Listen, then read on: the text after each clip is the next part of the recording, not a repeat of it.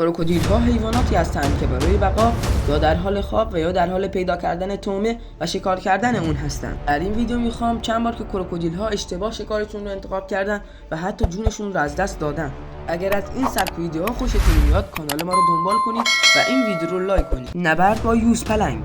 یوزپلنگ در حال آب خوردن است، اما کروکودیل هم از وجود یوزپلنگ بیخبر نیست. سریع برای شکار یوزپلنگ اقدام میکنه. کروکودیل به یوزپلنگ حمله میکند و میخواهد با دستان قدرتمندش یوزپلنگ را در زیر آب خفه کند، اما یوزپلنگ با قدرت فک 310 PSIش گردن اون رو نابود میکنه و اون رو میکشه و خشکیش میاره. نبرد با ببر.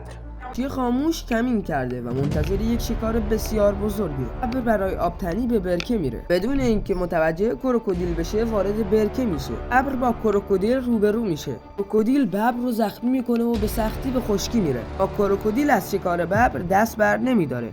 ما در خشکی ببر با قدرت فک و دستان قدرتمندش کروکودیل را شکست میدهد.